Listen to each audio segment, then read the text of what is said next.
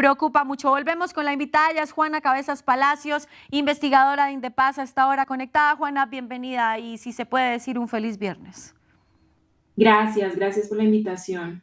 Muchas gracias por estar con nosotros y es que esta cifra está preocupando mucho, ya son 93 las masacres en lo que lleva del año. Hablemos de lo que sucedió en Santander de Quilichao, gracias. Bueno, lo que sucedió en Santander de Quilichao es una situación que viene siendo recurrente, sobre todo en los últimos años después de la firma del acuerdo de paz. Allí se vienen presentando una serie de hechos por parte de grupos armados, de distintos grupos armados. Allí hacen presencia en las disidencias de lo que se conoce como occidental, que hace parte del Estado Mayor Central o autodenominado Estado Mayor Central. También está el ELN y otras bandas de carácter local que son un poco más pequeñas, pero que sirven en algunas acciones a estos grupos que son un poco más grandes y que tienen un control territorial más amplio. Cauca viene siendo un escenario de disputa territorial y de violencia muy fuerte, pues históricamente en Colombia sí es un escenario complejo de analizar y de comprender, pero además donde confluyen distintas problemáticas, no solo la problemática armada, sino también de una inasistencia del Estado que en años anteriores nos ha dejado pues toda la estela de violencia que hoy vemos. Al día de hoy, y esto para llamar también la atención, se han dado en el Cauca 9 masacres que han dejado 30 víctimas, siendo uno de los departamentos más afectados por este tipo de hechos. Santander de Quilichao particularmente es un municipio que no es tan rural como puede serlo, por ejemplo, el Pacífico caucano, y está muy cerca a la ciudad de Cali además.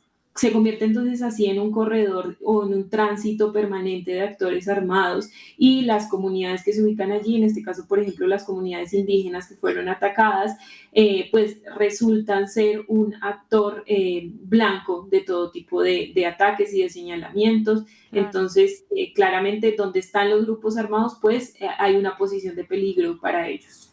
Juana, ¿por qué afectar a las comunidades indígenas si ellos generalmente pues, no tienen manifestaciones violentas y no están interviniendo en lo que está sucediendo allí? Porque siempre, bueno, no siempre, pero la mayor parte de las veces son los focos de esta violencia.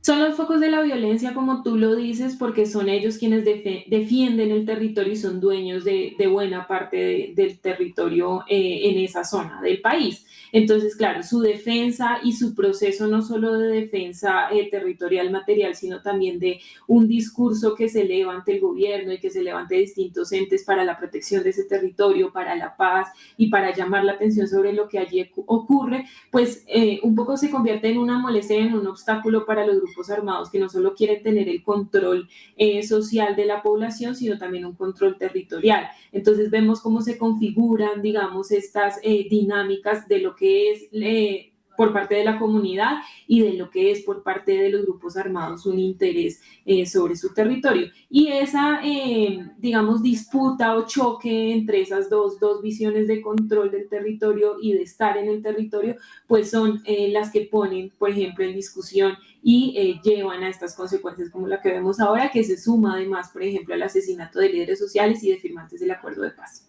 ¿Cómo estamos en tema de autoridades presentes en esos territorios de Colombia?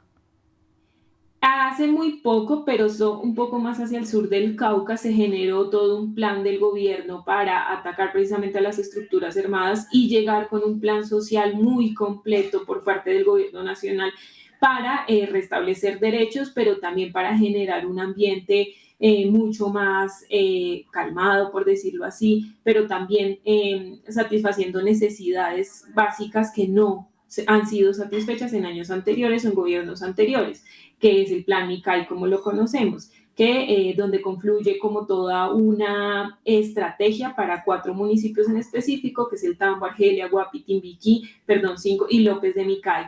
Y allí es como se está configurando esta presencia del Estado. Sin embargo, vemos que no puede ser una acción delimitada para ciertos municipios, sino que tiene que ser más completa, porque en sí el Cauca en todo su territorio es complejo y es un escenario donde los grupos armados han entrado a ejercer un control social por la ausencia del Estado, donde en años anteriores el Estado no ha decidido estar. ¿Cuáles son los territorios de Colombia donde más se han presentado masacres en el 2023? Tenemos Antioquia. Antioquia tiene 12 masacres con 38 víctimas. El Atlántico, que es una situación preocupante, tiene 9 masacres con 30 víctimas. El Cauca, como te lo nombraba, 9 masacres con 30 víctimas. Magdalena, 7 masacres con 22 víctimas. Nariño, sobre todo la costa pacífica nariñense, pero ahorita con una expresión muy importante en el norte, con 6 masacres y 19 víctimas. Y Valle del Cauca, que también es una situación creo que la más preocupante del país, 13 masacres con 41 víctimas. Y al día de hoy tenemos 93 masacres, como lo nombraste al principio de la misión, con 300 víctimas, acercándonos pues a las cifras del año pasado. Comparándolo, ya que mencionas esto del año pasado, comparándolo con los años pasados, vale la pena la redundancia, ¿cómo han aumentado los casos de violencia y las masacres en nuestro país? Desde 2020 mantenemos como una tendencia equilibrada, por decirlo así, pero preocupante, porque en 2020 tenemos registradas 91 masacres, 2021 95, 2022 94 y ahorita estamos en 93. Si vemos, no hay un desescalamiento, por ejemplo, como si lo hubo o lo hay en líderes sociales. En masacres no se genera, y es porque, claro, hay una política de seguridad que ahorita está enfocada todo el tiempo, digamos que en comprender como los grupos armados un poco grandes y demás, y queda un poco floja, un poco en veremos la situación de seguridad del urbano. Y es en lo urbano precisamente donde se generan un mayor número de masacres.